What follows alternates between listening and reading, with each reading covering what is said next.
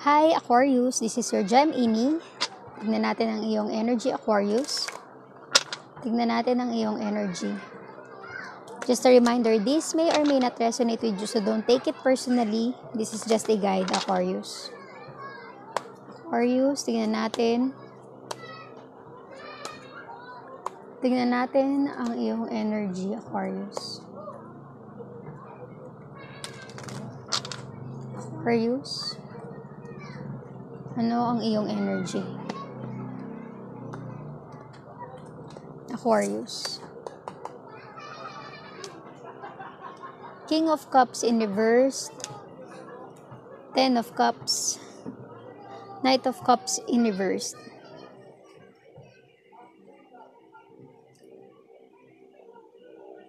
Ang energy mo ngayon, Aquarius, nalilito ka. Emotionally.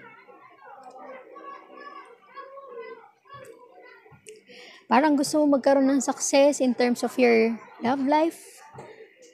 Pero parang hindi doon papunta ang iyong kapalaran.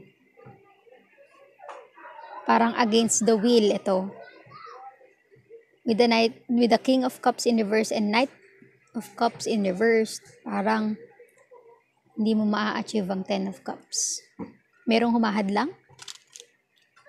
Merong humahadlang sa success. 7 of Swords. Siguro dahil meron ngang humahadlang na maituloy mo ang bagay na nais mo para ma-achieve mo ang success in terms of love. Siguro meron kang nakaraan na gustong balikan. Pero hindi emosyon ang pinaiiral mo dito, kundi ang iyong intuition na tama ba ang pipiliin ko. Gusto mo siyang balikan eh. The Lovers in reverse. Hindi nga ito patungkol sa pag-ibig.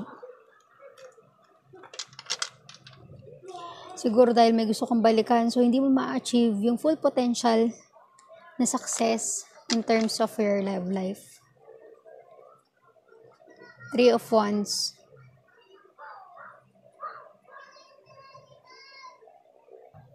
Lilisan ka, Aquarius. Dahil nakapag-decide ka na, alam mo na sa sarili mo na yun ang gusto mong gawin. Kahit na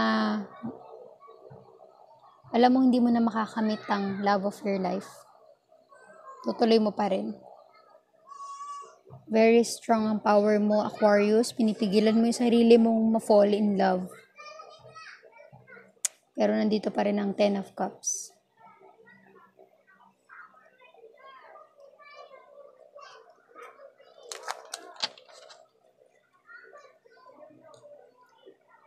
Six of Swords.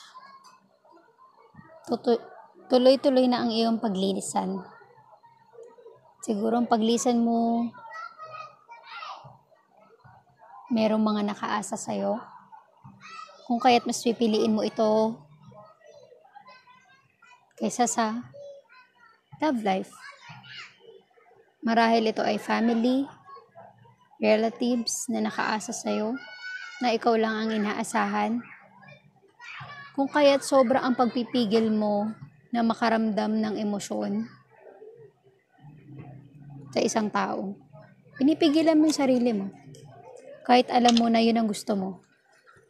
Alam mo sa sarili mo na dun ka magiging masaya at mahal mo yun. Kasi parang feeling mo kung pipiliin mo yung love, parang mapapabayaan mo yung mga taong nasa paligid mo na nakaasa sa'yo ngayon. Kaya siguro mas inuuna mo yung nasa paligid mo na sila na muna ang i-prioritize mo. Hindi na muna ang tunay mong nararamdaman. Kasi mas importante sila sa'yo. Page of Wands. Alam mo sa sarili mo na nag-struggle ka, Aquarius, between your love and your family. Kung nahihirapan ka, Aquarius, mas okay na mag-decide ka sa nakakabuti para sa lahat. Para hindi ka magsisi sa huli. The Sun. Sa paglisan mo, kung hindi mo man piliin ang love, maganda naman ang iyong patutunguhan, Aquarius. Magkakaroon ka ng clarity, kalinawan. Ma-achieve mo ang empowerment, ang triumphant, success, sa pipiliin mo. The Chariot.